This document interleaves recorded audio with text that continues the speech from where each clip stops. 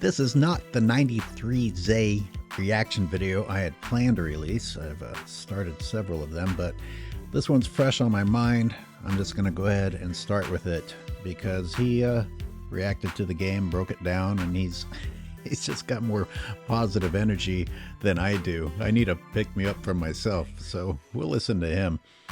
And I broke down the entire game, and it's all up on YouTube in the members section. And before you gripe at me about it being in the members section, it took me the whole day to get that thing onto YouTube, all the problems I was running into. So I finally just put it in the members section. So far it hasn't gotten taken down, so just give me a break. I got to give the members something anyway. And anyway, I have it from the TNT Overtime app angle, and he's got it from the standard broadcast angle. So it'll be interesting at some point in time just to see what I could see from that angle versus what he shows here. So without further ado, let's listen to 93 Zay. This is the first time we had a LeBron moment that was, you know, something huge, and we won. So every other thing we always lost, so it kind of kills the moment. But you know, it was a special moment for everybody. Oh, moving over to JJ. No commentary on what Anthony had to say, huh? It's probably coming later in the video. Yeah, I was thinking when Anthony Davis said that if the media decided to spin it in a negative way, they easily could have. You know, couldn't you take that as AD throwing some shade? It's like, hey, you know, all these moments about LeBron and the team has suffered, and it doesn't seem to matter to anybody. You know, the focus is on the individual. Anyone notice that we keep losing?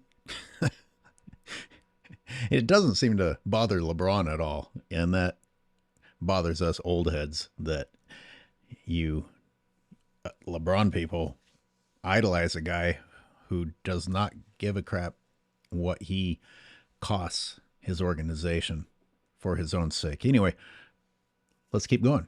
Just follow up. You guys played Ronnie with LeBron tonight. Why did you decide to do it the way you did? What did you think of it? And you mentioned, you thought it'd be cool to be a part of it. Did that hit you at all, even in kind of the battle of competition? In the battle of competition, I was wondering during a dead ball why everybody started cheering so loud, and then I realized what was happening. Bullshit. Oh, that's cool. That's cool. Oh, bullshit. What is he talking about? I looked up like, oh, that's cool. That's cool. Not even 30 seconds into the video, they lied. Yeah. JJ Redick trying to act like he ain't know what was going on. Like, you know why they cheering, man. Stop it.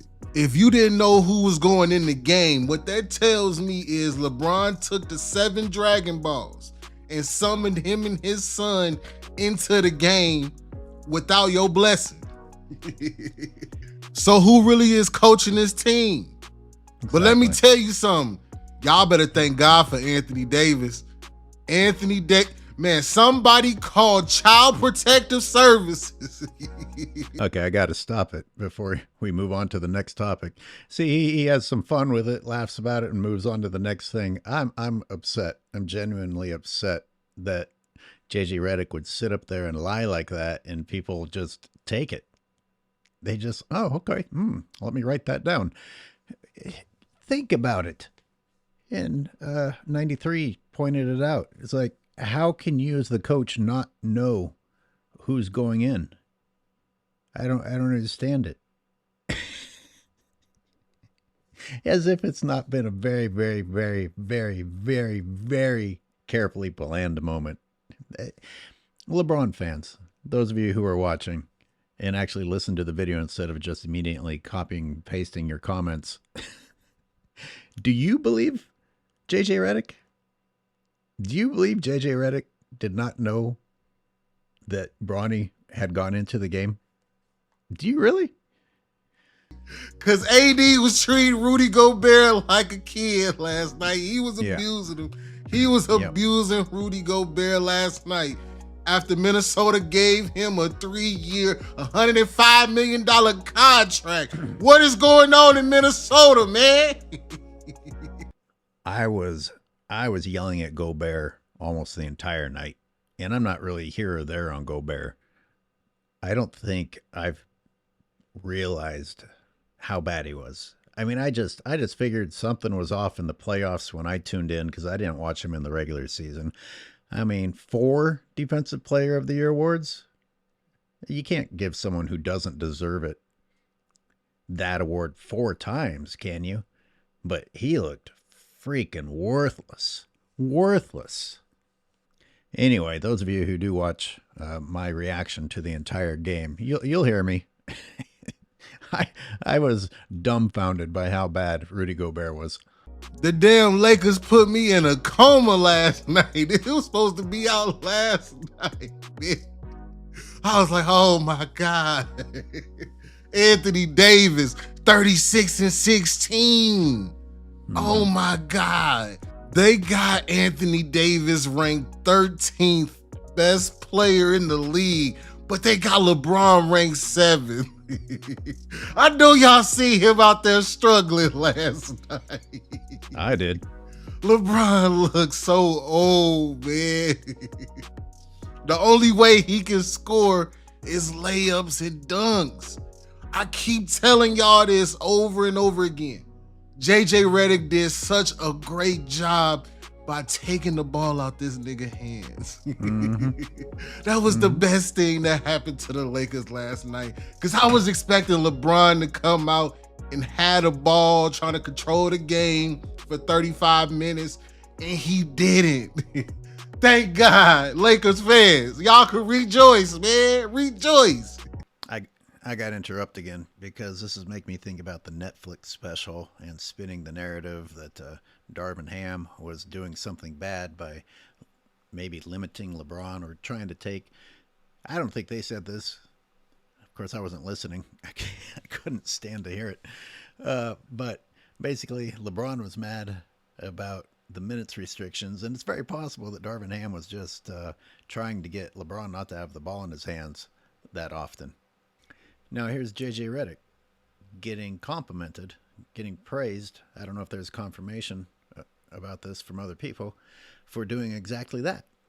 I mean, Darvin Ham got fired. LeBron's buddy comes in and is able to do what Darvin Ham wanted to do without the scrutiny. And it did. It helped the Lakers. Nobody wanted to interview Anthony Davis.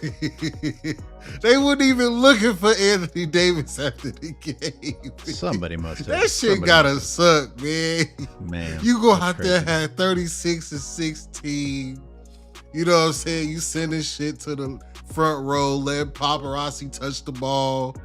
And after the game, they go interview LeBron and his son. So you ignore the player of the game so you can interview LaFather and LaSoul, who had the worst plus minus on the team. As soon as Bronny got in the game, the Timberwolves went on a 7-0 run. My homie called me like, man, we finna walk him down. We finna walk him down. As far as AD goes, people have been asking that question on my channel for years. How can he take it? How is he okay with this treatment? I'm done asking the question. He's made peace with it, and that's all there is to it. But for the media and everybody acting like this was an incredible moment with LeBron James and Bronny, man, I feel like this moment happened months ago. We've been talking about every single time that Bronny goes in the game, and they've been on the court together. I know it was preseason, but it got media attention out the ass. Like nothing. This was not a big moment. It happened, and then it happened, and it happened, and it got covered, and it got covered, and it covered. And then, well, now the season started, and let's make a big deal about it again. And ignore the fact that they played horribly together, and that LeBron has now missed the most shots of any NBA player ever. And I need to incorporate the basketball show and give him some credit. I've been listening to him lately. You know, he mentioned this, and I don't know if I would have heard it from mainstream media. I can't stand to listen to ESPN or any of them anymore. I get nuggets of what those idiots say by listening to other channels who go and filter through that shit for me because I'm just too grouchy to do it anymore. But anyways, so yeah, in case you didn't know, because it was more important for a father and a son to stink up the court together than to report an actually pretty significant statistic, becoming the all-time leader in missed shots, and it was a layup. Of course, about the only shots LeBron takes these days, and he still misses layups. But anyway, also on the basketball show, he has someone named Michelle Beadle and Lou Williams, who I have featured on my show to make fun of. He's quite the LeBron glazer, pretty disgusting about it too. And she was like, "Was it all you thought it would hope? All you hoped it would be?" Because she clearly thinks it's stupid. He said, "Wow, you know, it was just an amazing moment. It was just wonderful." And she said, "Really? You thought it was that good?" And he's like, "That was incredible." Incredible? Guess what was incredible? You're there to watch basketball, not to get in your feelings about a father and son thing. But more importantly, it shouldn't have happened. Everybody keeps talking about they made history. It truly was manufactured. It truly was manufactured. You know, LeBron complimented himself, as he always does, saying, "Oh, Bronny's going to be special. He's going to be drafted someday." He shouldn't have been. So you didn't actually predict anything except for the fact that you were going to be able to manipulate the NBA. Where does it end? What are we not going to call incredible? Because you're disrespecting basketball.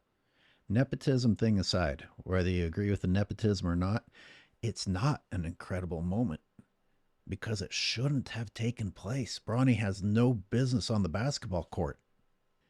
In my opinion, his father doesn't either. So that's history. Two players that shouldn't be in the NBA on the court at the same time. That is some serious history right there. I'm trying to think about a different sport or use an example from another sport to show how disrespectful it is. Like, let's say that Peyton Manning has a son and he's not particularly good, but he's a receiver. And the NFL just sets everything up to where Peyton's son can go out there and catch a pass in an NFL game. And the defense just lets it happen because, you know, they would murder him otherwise.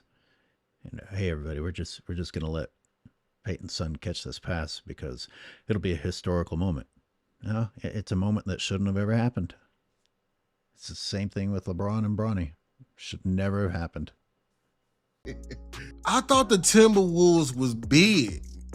Thank you. I said that so many times last night. I remembered how big they looked next to the Nuggets. Now the Timberwolves look small next to the Lakers. All they lost was Towns. That's not enough to explain it. The Timberwolves looked small as hell last night, man. They let Austin Reeves hit them for 9 rebounds. I called that out too. I was screaming during the game. Austin Reeves missed a shot, went in amongst 3 Timberwolves were in the lane, and they let him just slip in between them and tap his own shot in. 3 Timberwolves bigger than Austin Reeves let him do that. A couple of times Gobert was just a few feet from the rim, had nothing between him and the rim but D'Angelo Russell, and another time Austin Reeves, and he decides to give the ball up. Damn, man. He could have stood from where he was and dunked over the top of them. He got 4 offensive rebounds last night. Where was Naz Reid? I said that. Where was Naz Reid? Anthony Edwards shot 13 threes last night. That's not a recipe for success, young fella. Young fella, you've been talking a lot of shit lately, and you have not backed it up. You did not back it up last night. I heard what you said to Bronny, though, man. He told Bronny, man, you ain't gonna need a shower tonight, man. Did he really? That's interesting. Man, let's get into it, though. Let's hope they Yes, don't block let's this. do Don't it. forget to donate to the Cash App at 93's ATV if you like it. You know, Rui set Rui. them up already. Rui scored the first 5. Look at where LeBron going, man. He was like, oh, damn, here you go. Where is he? He tried to grab him by the arm, too.